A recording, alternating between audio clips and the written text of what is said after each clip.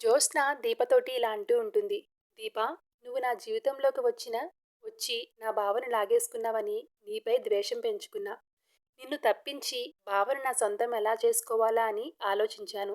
నాకు బావ కావాలి అని అన్నాను తప్పితే అతనిపై ప్రేమ ఉందా లేదా అన్నది మాత్రం చూడలేదు. మూర్ఖత్వంతోనే ఆలోచించా. నాకు బావ కావాలని అనుకున్నాను కానీ నేను బావకి కావాలా వద్దా అన్నది మాత్రం ఆలోచించలేదు. సరిగ్గా అప్పుడే నువ్వు అసలైన కూతురివి అని తెలిసింది. నా భయం ఇంకా పెరిగింది. నా మనసు స్వార్థంతో నిండిపోయింది. కానీ ఇప్పుడు నేను సూరజ్ వల్ల రియలైజ్ అయ్యాను. వాడు నన్ను నాకు పరిచయం చేశాడు.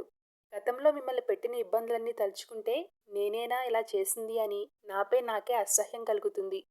నేను నీ విషయంలో చేసిన తప్పుల్ని ఎలా సరిదిద్దుకోవాలో తెలియడం లేదు. అందుకే నా పెళ్లికి ముందే ఈ పాపాన్ని కడిగేసుకోవాలని అనుకుంటున్నాను.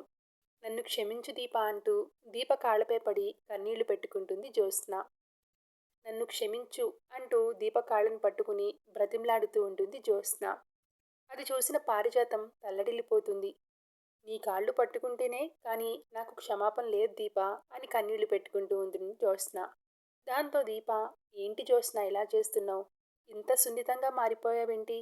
అసలు నేను ఈ ఇంటికి వచ్చాను అంటే నీ వల్లే.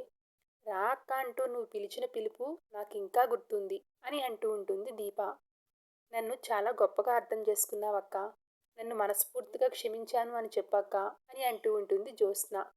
అవును, క్షమించాను జ్యోత్స్న అంటూ తనని దగ్గరికి తీసుకుంటుంది దీప.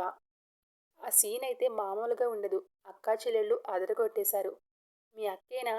నేను క్షమించకూడదా అని చేతులు చాపుతాడు కార్తీక్. ఏ బావా అని అంటూ ఉంటుంది దీప. జ్యోత్స్న ముసిముసిగా నవ్వుకుంటూ ఉంటుంది.